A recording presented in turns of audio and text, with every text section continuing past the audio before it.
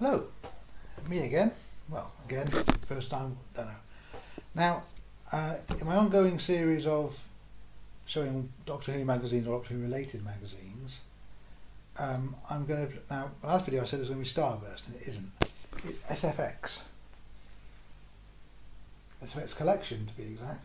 This came with, the book came with one of the novels that I've got. I think it was Reckless Engineering, one with the Brunel skull on it. And that's, yeah, so I picked that up. So this is just after the Christmas Invasion was out. So, what, it was 2006? It says there, Doctor Who 2006, you can see it right there, it says it there, look. So it's actually really, that's the back page advertising the DVD range at the time. So there's a little sort of welcome there from the editor of the piece. Doesn't really sort of say who that is, but yeah, that's these sort of photographs from the individual doctors at the time. There's your contents page with all sorts of things going on there. An interview with Russell T Davies, an exclusive interview with Russell T Davies on his thoughts of the show, that sort of thing.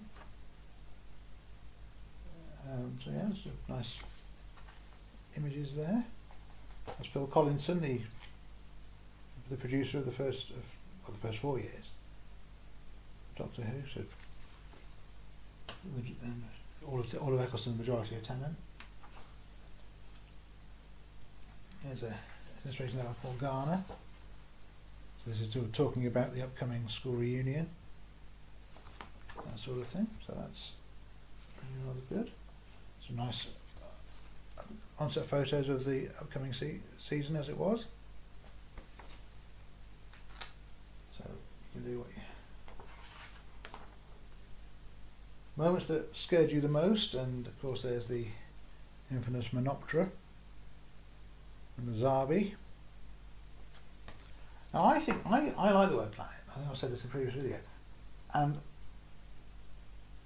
you know there are moments, and there's a very infamous moment with the Zarbi in the word planet where it runs into the camera and knocks it, and it looks like a mistake. It probably was a mistake, but imagine being what, 7 or 8 at the time, watching that lying on the floor, chin in your hands, just looking up in wonderment at what's going on, and suddenly this giant ant is trying to get out the television out here.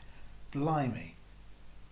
Shat yourself, I would imagine so. Yeah, so that's quite, quite effective. And they did something similar in The End of the World with the spider thing, but it wasn't quite as effective. Probably because it was deliberate. Yeah, so there's that. That's various bits and pieces there. John Pertwee in the Whomobile. There's Colin Baker there. Someone says that they didn't like Colin Baker because he reminded him of someone who used to bully him at school. Yeah, so. Well, there we are. What can you say? So we get some more history there. This isn't just Doctor Who related, but majority of it is. So there we got William Hartnell there, and just give you sort of a short, very short, proceeds of what's going on there. An interview with Annika Wills, who played Polly, the companion of the first and second Doctors. And there we have Patrick Troughton's Doctor there. John Pertwee. It's not a great photo actually, that Pertwee. I'm sure there are better ones out there. Well, there are better ones out there. Interview with the much missed Nicholas Courtney. I would say he was fighting fit at this point. He was a soldier of fortune, and I rather like that photograph. He sort of, yeah. So some some details on Tom Baker's Doctor. Again, not the best picture of Tom Baker as the Doctor, but sorry, and that's a better one there. That's, so there's an interview with Tom Baker, and when he used to do what's he doing there? BT's landline text message service. That was right. Advertising the second series of the Sarah Jane Smith audio adventures, audio dramas for Big Finish. She did one lot in about 2002, 2003, something like that. And she did 2006, and then shortly after that, the Sarah Jane Adventures on television, although these didn't lead into that. There's a very separate continuity. So some more of there's Fort Boyard there, and the Little Britain, which he was the voice of, if you didn't know that. Analysis of the story City of Death, one of my favourite Fourth Doctor stories. I just think it's brilliant. Sort of little moments there, and mentioning about the Julian Glover, who was in one of the Indiana Jones films, and well, one of the Bond films. For Your Eyes Only in The Last Crusade, he was in Julian Glover, who plays the villain of the piece in City of Death. Again, they're not great pictures here of the individual Doctors, but it's interesting reading it. And interview here with Terry Malloy, who was the third actor to play Davros, but probably the second actor to sort of play to any great degree. Michael Wisher was the first actor to play him when he was introducing Genesis of the Daleks, but when it came to Destiny of the Daleks, he wasn't available. So they drafted in someone called David Goodison, who basically had to put on Michael Wisher's mask, and it didn't look quite right. But he had the mask fitted to his face, and it looks a lot better for it. I mean, that's so. Yeah, I think that's the Michael Wisher Dalek there. So that's Colin Baker, Sixth Doctor. A much maligned Sixth Doctor. I think he's. I don't know if I remember. I don't know if I ever said it on the video, but he was once described to me on Facebook or somewhere, where he said, where someone called him the Fraser Crane in space, and he kind of thought, well, yeah, all right, I can see that.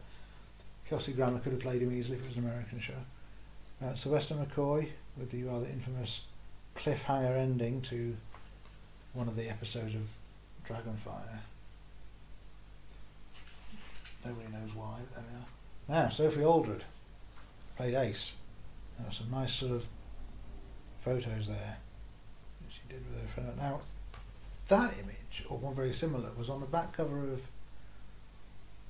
a comic I used to get called, well, an adult publication magazine comic kind of thing called Judge Dredd Magazine, which was slightly darker stories told within the Judge Dredd universe from 2000 AD. And I think that was on the back cover of one of them as a false advertisement for something, fake advertisement for something, and that was the in there. Paul McGann. No, not a bad photo of him. And then talking about the Scream of the Shalka with Richard E. Grant as the Doctor. She's never given any interviews about it. Even at the time, he was very reluctant to give interviews about it. And it wasn't sort of, because it was done by the animators of Danger Mouse and Count Dracula and Cosgrove Hall. There is a sort of a small fax there that he'd deigned to respond to, but he wasn't sort of. What appealed to you about this project? 4 days of voiceover recording with a great cast, including Sir Derek Jacobi and Diana Quick. Well, I suppose if you're an actor of standards, I suppose.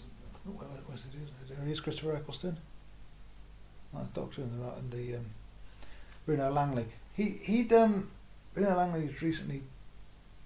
He's been up in court, or he's been fined, or imprisoned. I really don't know. I'm not that bothered anyway. for some kind of sexual assault, although I think it was he is to blame.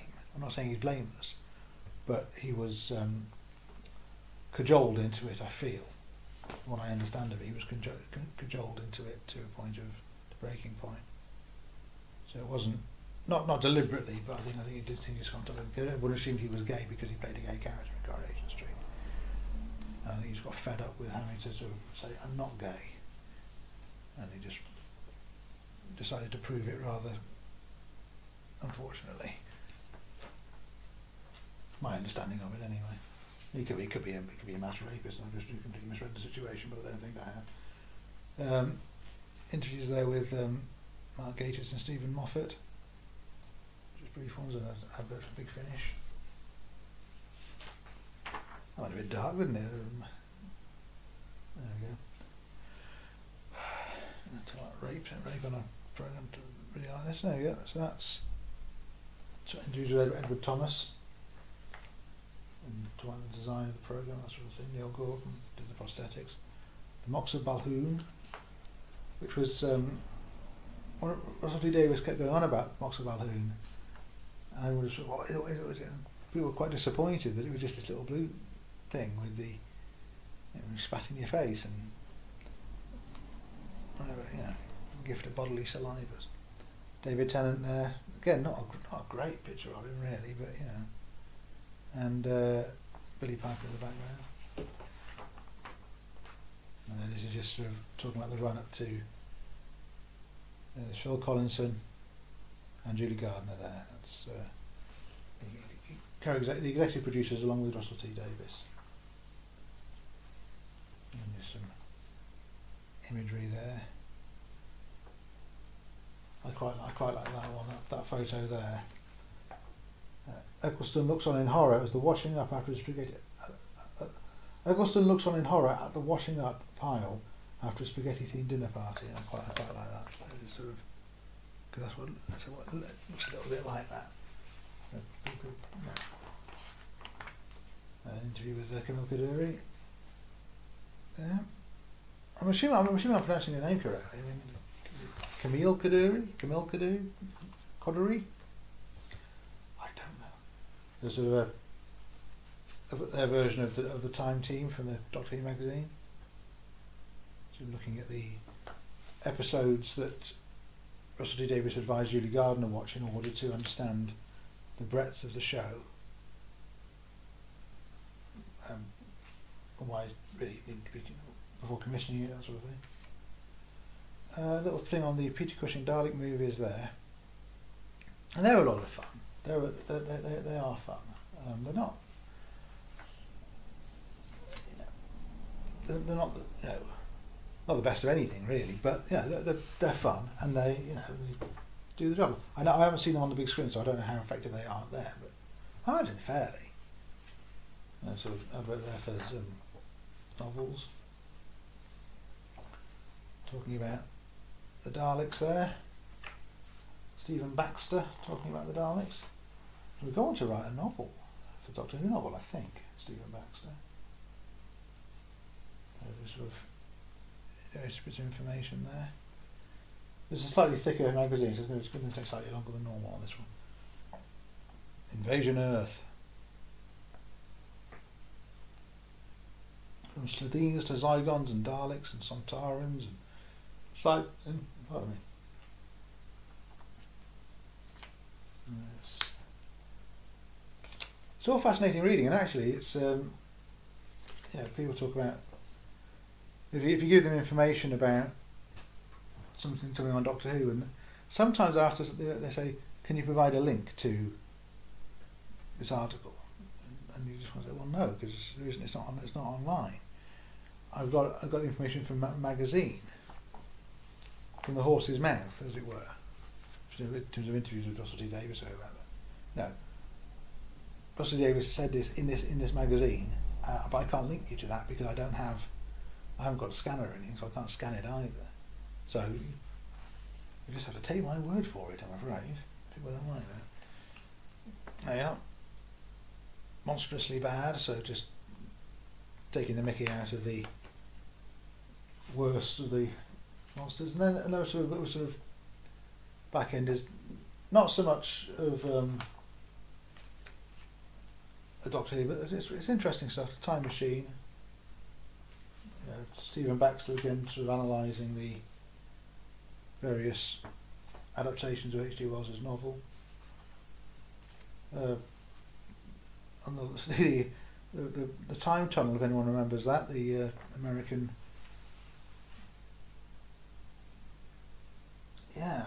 very yeah.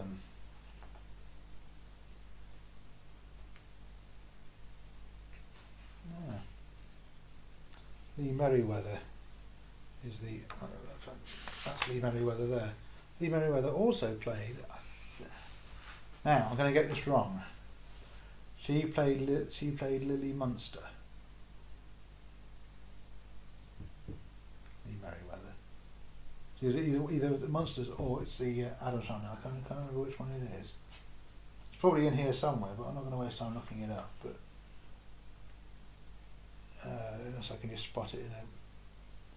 She was Catwoman. She played Lily in the Munsters Today. The rather awful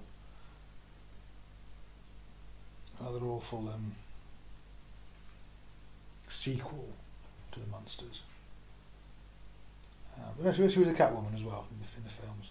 Yeah, so story about the Back to the Future film. You know, just a little sort of image there of Eric Stoltz in Marty McFly. Just I'm sure I've seen that, I would imagine. Discussing Ashes to Ashes. Sorry, Life on Mars. Ashes to Ashes was the sequel with Keely Hawes.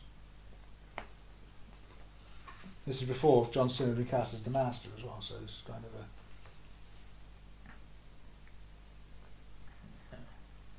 And it's revealed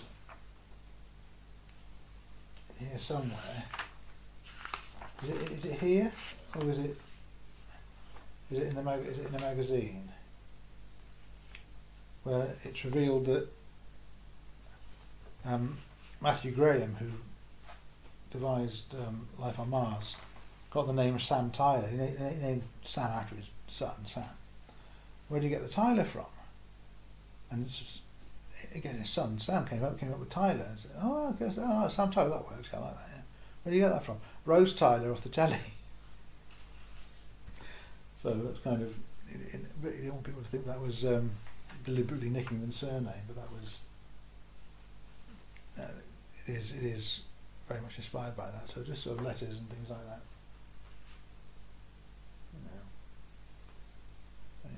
So he was afraid of the big bad wolf and things like that. And then Vital Statistics, which is 8 Doctor Who actors with silly names: Dorothy Rose Gribble, Basil Tang,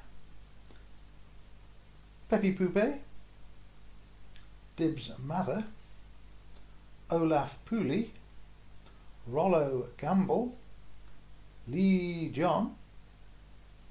There you go, there's the 8. Yeah, so there we are. That's an interesting thing going on. Still sort of. So it's a more tongue-in-cheek take on Doctor Who in magazine form, but I think it